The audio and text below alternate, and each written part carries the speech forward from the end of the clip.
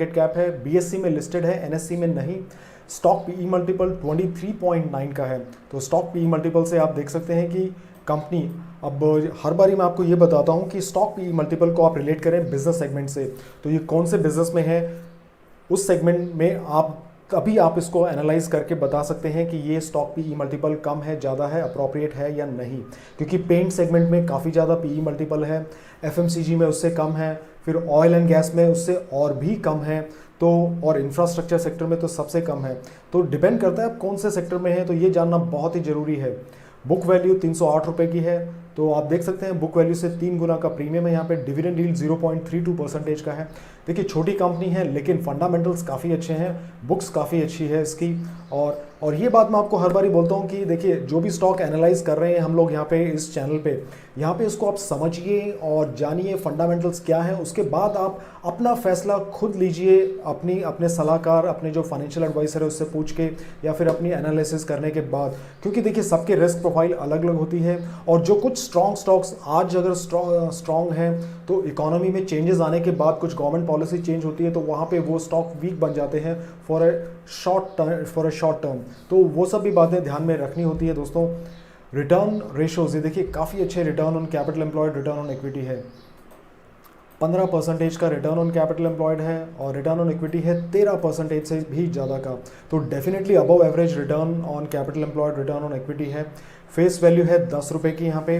Promoters की holding 49.5% है, और ये जो फेस वैल्यू है अब चेंज होने वाली है क्योंकि यहाँ पे स्टॉक स्प्लिट आएगा और 10 रुपये से 5 रुपये हो जाएगी। तो उसकी क्या रिकॉर्ड डेट है और आप उसको कब तक ले सकते हैं ताकि आपको ये बेनिफिट मिल सके, उसके बारे में बातचीत करेंगे दोस्तों। अभी वीडियो में आप बने रहिए मेरे साथ। 49.5% है प्रोमोटर्स की होल्डिंग, प्लेजिंग बिल्कुल नहीं है जिसमें से, और प्रोमोटर्स की होल्डिंग पिछले 3 सालों में चेंज भी नहीं हुई है यहाँ पे। और डेट इक्विटी रेशो यहाँ पे 0.28 का है, तो 0.28 की डेट इक्विटी रेशो काफ़ी स्ट्रॉन्ग है। कंपनी मैन्युफैक्चरिंग सेगमेंट में है, तो मैन्युफैक्चरिंग में अगर 1:1 की होती है तो वो आइडियल होती है, उससे कम है तो वो स्ट्रॉन्ग रेशो है। तो ये डेफिनेटली 0.28 जो है स्ट्रॉन्ग रेशो है। सॉफ्टवेयर सेगमेंट में 0.28 एक वीक रेशो मानी जाती है क्योंकि software companies generally cash rich होती हैं। हालांकि कुछ ब्लू चिप कंपनीज में भी डेट है, जैसे कि HCL टेक्नोलॉजीज में 6000 करोड़ रुपए का डेट है, लेकिन फिर भी डेट इक्विटी रेशियो जो है ज़्यादा नहीं है, आई थिंक 0.1 की है। तो डिपेंड करता है कौन से बिजनेस सेगमेंट में है। अब इंफ्रास्ट्रक्चर सेगमेंट में तो सबकी डेट इक्विटी रेशियो बहुत ज़्यादा होती है, लेकिन ये इंफ्रा में नहीं है, ये मैन्युफैक्चरिंग में है। तो मैन्युफैक्चरिंग में ये 0.28 काफ़ी स्ट्रॉन्ग डेट इक्विटी रेशियो मानी जाएंगी। सिर्फ 8 करोड़ रुपए का डेट है जो 3 साल पहले 16 करोड़ रुपए का था। तो कंपनी ने 50% डेट ऑलरेडी रीपे कर दिया है विदिन 3 ईयर्स। और ये कैसा पॉसिबल हो सकता है? ये ऐसा तभी पॉसिबल हो सकता है जब कंपनी की स्ट्रॉन्ग कैश जनरेशन हो, प्रॉफिटेबिलिटी अच्छी हो, तभी वो उस फ्री कैश फ्लो में से कंपनी बैंक को पैसा दे पाएगी। Price to book value premium 3 times का है। रिटर्न ऑन एसेट्स हैं 7% के, जो कि डेफिनेटली एवरेज हैं, और 7.17% के। पीजी रेशो नहीं है। सेल्स और पिछले 10 साल का डेटा अवेलेबल नहीं है। 39.9 है यहाँ पे अर्निंग पर शेयर, और हालांकि पिछले 3 सालों में शेयर होल्डर्स को नुकसान हुआ है -5.15%। तो ये तो थे की डेटा। अब बातचीत करते हैं कंपनी के बारे में, जो कंपनी का बिजनेस प्रोफाइल है उसके बारे में। तो नाम बताने से पहले मैं आपको ये रिकॉर्ड डेट बताना चाहूँगा। कंपनी ने फिक्स की है 21 मई यहाँ पे record date for sub division of share split. जो शेयर स्प्लिट है यहाँ पे उसके रिकॉर्ड डेट फिक्स की गई है 21 मई।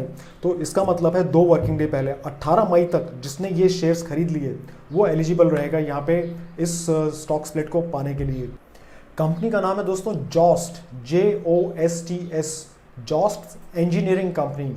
और ये कंपनी क्या बनाती है? देखिए प्रोडक्ट्स आपके सामने हैं, कंपनी के जो कंपोनेंट्स हैं, प्रोडक्ट्स हैं, वो सब आपके सामने हैं। मटेरियल हैंडलिंग डिवीजन काफ़ी स्ट्रॉन्ग है कंपनी का, और जैसे जैसे केपिक्स साइकिल रिवाइव होगा तो ये मटेरियल हैंडलिंग डिवीजन काफ़ी स्ट्रॉन्ग बेनिफिट मिलने वाला है।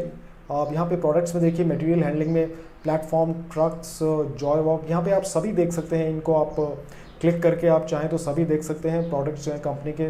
तो काफ़ी सारे प्रोडक्ट्स हैं कंपनी के मटेरियल हैंडलिंग डिवीजन में। और उसके बाद देखिए इंजीनियरिंग प्रोडक्ट्स में भी काफ़ी सारे यहाँ पे अलग अलग तरीके के प्रोडक्ट्स हैं। तो कंपनी की अब बिजनेस प्रोफाइल जानते हैं दोस्तों। देखिए कंपनी का नाम है जॉस्ट, JOSTS, जॉस्ट, और ये 1907 में एस्टेब्लिश हुई थी। 100 साल से भी ज़्यादा पुरानी कंपनी है। तो ये कंपनी वेरी वेल एस्टेब्लिश्ड है, जॉस्ट कंपनी। और कंपनी के जो प्रोडक्ट्स हैं वो आपके सामने देखिए आ रहे हैं। मटेरियल हैंडलिंग डिवीजन है कंपनी का, काफ़ी स्ट्रॉन्ग। और ये जो कुछ कंपनी के प्रोडक्ट्स हैं वो आपके सामने हैं। देखिए प्रोडक्ट्स में मटेरियल हैंडलिंग में प्लेटफॉर्म ट्रक्स हैं, आप इनको क्लिक करके आप चाहें तो देख सकते हैं। देखिए इस तरह का जो प्लेटफॉर्म ट्रक है कंपनी का। और इसके अलावा देखिए टो ट्रक हैं कंपनी के, इसमें भी अलग अलग वेराइटीज़ हैं और कंपनी ने पूरी इन्फॉर्मेशन डाली है यहाँ पे। और इसके अलावा जो दूसरा डिवीज़न है इंजीनियरिंग डिवीजन, अच्छा मटेरियल हैंडलिंग में भी काफ़ी सारे प्रोडक्ट्स हैं और काफ़ी स्ट्रॉन्ग वेरी वेल एस्टेब्लिश्ड है मार्केट में कंपनी का जो प्रोडक्ट सेगमेंट है। और इंजीनियरिंग प्रोडक्ट्स जो है उसमें sounds and vision, environmental stimulation components, काफ़ी सारे प्रोडक्ट्स हैं कंपनी के पास। तो ये सभी यहाँ पे, और ये कंपनी की एनुअल रिपोर्ट है जिस पे हम नज़र डालते हैं। देखिए जॉस्ट सिंस 1907, 1907 में ये कंपनी एस्टेब्लिश हुई थी। जॉस्ट इंजीनियरिंग कंपनी लिमिटेड ये कंपनी का नाम है पूरा। और ये एनुअल रिपोर्ट है, हालांकि ये मार्च 2020 की है लेकिन फिर भी काफ़ी इंफॉर्मेटिव है। 200 से ज़्यादा पेज की ये एनुअल रिपोर्ट है यहाँ पे।